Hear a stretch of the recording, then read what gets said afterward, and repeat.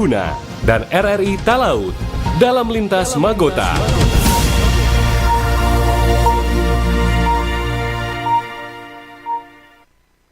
Pukul 17 waktu Indonesia Tengah, Radio Republik Indonesia dengan Lintas Berita Magota, Manado, Gorontalo, Tahuna, dan Talaut.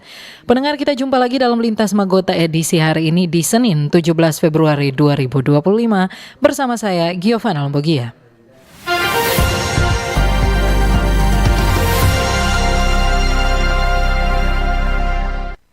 Informasi dari RRI Manado mengawali kebersamaan kita dalam Lintas Berita Magota. Kopi Kawan, sebuah gerobak kopi sederhana menjadi tempat favorit mahasiswa untuk bersantai dan menikmati secangkir kopi dengan harga terjangkau yang terletak di depan Universitas Samratulangi. Di depan Universitas Samratulangi, Kopi Kawan, sebuah gerobak kopi sederhana menjadi tempat favorit mahasiswa untuk bersantai dan bahkan menikmati secangkir kopi dengan harga terjangkau. Terletak di trotoar depan Universitas Samratulangi, gerobak ini menjadi pilihan utama mahasiswa dan pekerja sekitar.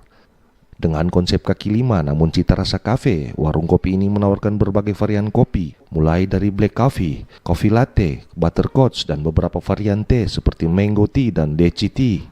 Pemilik gerobak Kopi Kawan bernama Daniel ini mengaku setiap harinya menawarkan kopi di lingkungan kampus Unsrat hingga jelang siang hari. Baru mau 1 bulan sih. Pindah. Itu kalau dari Senin sampai Jumat itu di kampus. Cuma kalau siang itu semua keliling, no. Perhatinya itu ada di 50-an, no. Di atas di atas 50-an. Sementara itu, Moses, salah satu mahasiswa, menuturkan harga yang terjangkau, rasa yang nikmat, serta suasana yang santai menjadikan gerobak kopi ini tempat yang pas untuk berkumpul. Kalau menurut kita strategi sih, karena kan anak-anak sekarang juga kan suka minum-minum kopi kan, jadi strategi sekali dan DP tambah DP dengan ini kan kalau orang bilang Starling begitu dia keliling-keliling, jadi boleh no strategis. Iya, DP untuk mahasiswa, untuk budget mahasiswa cukup terjangkau sih. Harga 10.000 sudah dapat ini. Dengan konsep sederhana namun berkualitas, gerobak kopi ini berhasil menarik banyak pelanggan setia. Jika Anda ingin menikmati kopi berkualitas dengan harga terjangkau, tempat ini bisa menjadi pilihan terbaik. Dari Manado, Calvin Wisang, RRI, terus mengudara untuk Indonesia. Informasi dari RRI Manado, RRI Gorontalo, RRI Tahuna, dan RRI Talaut dalam Lintas Magota.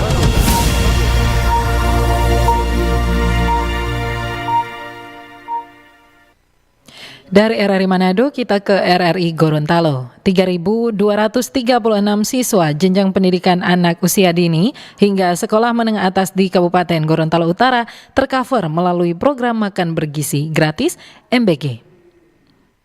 Pelaksanaan program makan bergizi gratis yang sementara diselenggarakan oleh pemerintah Kota Gorontalo kembali untuk awal tahun 2025 ini berlangsung di Kabupaten Gorontalo Utara. Langkah ini dilakukan sebagai upaya untuk menindaklanjuti program pemerintah pusat melalui makan bergizi gratis MBG tingkat Provinsi Gorontalo. Sekretaris Daerah Kabupaten Gorontalo Utara Sulaiman Lakoro pada launching program makan bergizi gratis pagi tadi menyampaikan pada kesempatan ini Pemda Gorot berterima kasih kepada Yayasan Rumah Nurul Ilmi Gorontalo yang telah menyiapkan MBG bagi para peserta didik yang ada di daerah ini. Menurut Sekda, program makan bergizi gratis yang menjadi program nasional ini merupakan upaya dari pemerintah pusat dalam meningkatkan sumber daya manusia melalui pendidikan dan kesehatan. Kami mengucapkan terima kasih kepada Yayasan Rumah Nurul Ilm yang merupakan pelaksana daripada pemberian makanan bergizi di Kabupaten Gorontalo Utara. Walaupun juga kemarin ada juga dari pihak koperasi yang sudah melaksanakan juga pencanangan di sini, itu berupa launching juga, namun pelaksanaannya nanti kita akan membuka dua. Bapak dan Ibu, adik-adik sekalian yang saya hormati, perlu bersyukur ini dengan adanya program MBG yang kita MBG makanan bergizi gratis yang merupakan program nasional dari Pak Prabowo selaku Presiden Republik Indonesia. Program makan bergizi gratis di Kabupaten Gorontalo Utara mengcover sebanyak 3.236 siswa dari jenjang pendidikan anak usia dini hingga sekolah menengah atas. Menurut Sekda Garut, MBG merupakan program nasional yang harus disukseskan oleh pemerintah provinsi hingga kabupaten kota. Dari Gorontalo, Hendra Raup, RRI terus mengudara untuk Indonesia. Persoalan utama yang menjadi kendala para eksportir di Gorontalo adalah biaya pengiriman yang sangat tinggi karena harus melalui pelabuhan Surabaya atau Jakarta. Persoalan utama dalam dunia ekspor di Gorontalo bukanlah terkait dengan kualitas barang atau komoditi, melainkan lebih pada tingginya biaya pengiriman. Hal ini disampaikan Sartono Nusi, warga Bondebolango, kepada RRI pada program Gorontalo pagi ini. Menurutnya, pengalaman ekspor yang ia jalani beberapa tahun terakhir ini, terutama terkait dengan kelapa, menunjukkan biaya pengiriman menjadi kendala serius. Ia menjelaskan pengiriman komoditi dari Gorontalo harus melalui pelabuhan Surabaya atau Jakarta, sehingga hal ini mempengaruhi biaya dan waktu pengiriman yang sangat tinggi. Sartono juga menyoroti hingga saat ini Gorontalo belum memiliki fasilitas kontainer ekspor sendiri, sehingga barang harus dikirim terlebih dahulu ke Surabaya sebelum diekspor ke negara tujuan. Cuma yang jadi persoalan cara mengenai ekspor di sini, Mbak, bukan persoalan komoditinya atau barangnya, tetapi masalah untuk biaya pengirimannya. Jadi saya kan sudah banyak pengalaman untuk ekspor, terutama mengenai komoditi kelapa. Saya tahun 2019 itu ekspor kelapa muda ke Australia. Hanya satu-satunya orang Gorontalo yang bisa tembus ekspor kelapa muda di Australia. Tapi biaya yang sangat kami keluarkan itu sangat luar biasa. Yang menjadi ininya kami, kan kalau mengekspor itu semuanya harus melalui Surabaya, Jakarta. Apakah bisa dari khususnya bea cukai atau dari karantina bisa datangkan kontainer ekspor untuk khususnya untuk semua komoditi yang ada di Provinsi Gorontalo? Itu yang jadi masalahnya. Karena apa, Mbak? Karena saya lihat pengalaman kami di sini itu kontainer ekspornya itu tidak ada. Jadi kita harus kirim dulu barang dari Gorontalo ke Surabaya atau dari Gorontalo ke Jakarta. Ia berharap agar masalah ini mendapat perhatian serius dari pemerintah provinsi. Salah satu solusi yaitu memberikan keringanan biaya pengiriman sehingga dapat mendukung pelaku UMKM dan eksportir agar dapat lebih berkembang tanpa dibebani dengan biaya yang sangat tinggi. Dari Gorontalo, Rusdianita, Pro 1 RRI terus mengudara untuk Indonesia. Lintas Magota, Manado, Gorontalo, Tahuna, dan Talaut.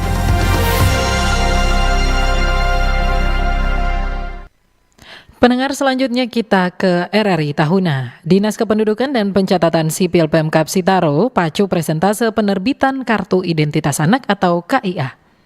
Dinas Kependudukan dan Pencatatan Sipil Dukcapil Pemkab Sitaro terus menggenjot presentasi penerbitan Kartu Identitas Anak KIA. Kepala Dinas Dukcapil Sitaro, Sema Kasiahe, mengatakan baru-baru ini Pemkab Sitaro berhasil menduduki peringkat kedua penerbitan Kartu Identitas Anak se-Provinsi Sulawesi Utara. Meskipun demikian, menurut Makasiahe, prestasi bukanlah prioritas utama, melainkan bagaimana mewujudkan layanan administrasi kependudukan yang maksimal.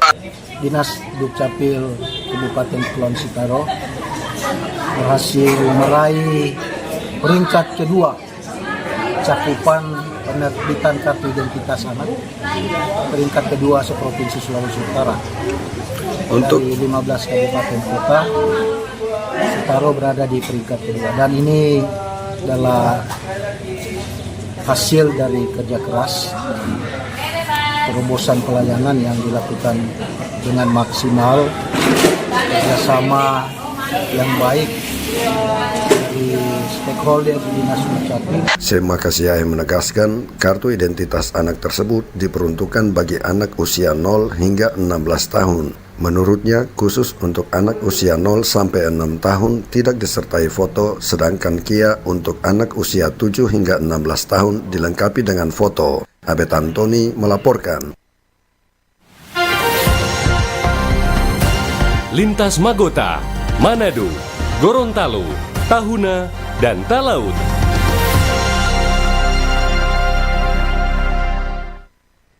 Dari Tahuna kita menuju ke RRI Talaut. Jelang Ramadan, sejumlah harga komoditi pangan naik, kenaikan signifikan pada bumbu dapur, cabai, dan tomat. Jelang Ramadan, sejumlah harga komoditi pangan di pasar tradisional Lirung, Kabupaten Kepulauan Talaut, Sulawesi Utara, kembali naik setelah sebelumnya sempat turun. Kenaikan sangat terasa pada komoditi pangan bumbu dapur jenis cabai dan tomat. Yusti, salah satu pedagang, menyebutkan cabai naik dari Rp50.000 per kilogram menjadi Rp75.000 per kilogramnya, sedangkan tomat dari Rp10.000 per kilogram menjadi Rp20.000 per kilogramnya. Kenaikan banyak tomat sebenarnya dengan cabai. Iya ya, untuk tomat per kilo 20.000 hari ini dan cabai 75.000 per kilo untuk hari ini. Untuk bawang merah, bawang putih masih stabil. Bawang merah 40.000 per kilo, bawang putih 50.000 per kilo. Kenaikan harga tersebut dikeluhkan konsumen. Ani, salah satu ibu rumah tangga, berharap pemerintah dapat turun tangan mengatasi kenaikan harga bahan pokok yang memberatkan masyarakat. Ya, naik tinggi harganya. Memang perlu bantuan dari pemerintah pokoknya sekarang. Karena memang ya tomat sudah 1 minggu ya Pak tidak turun-turun.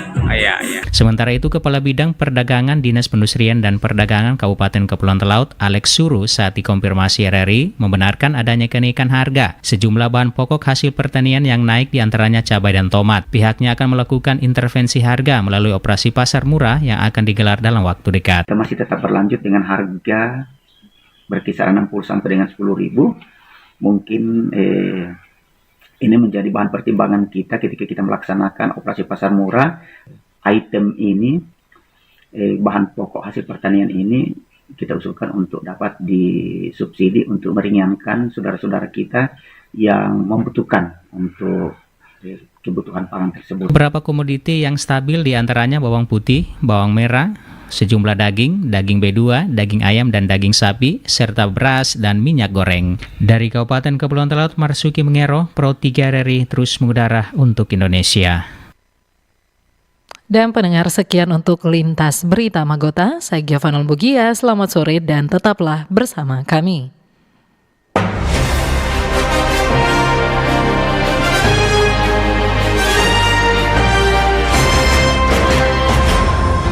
Demikian informasi dari RRI Manado, RRI Gorontalo, RRI Tahuna, dan RRI Talaut dalam Lintas Magota.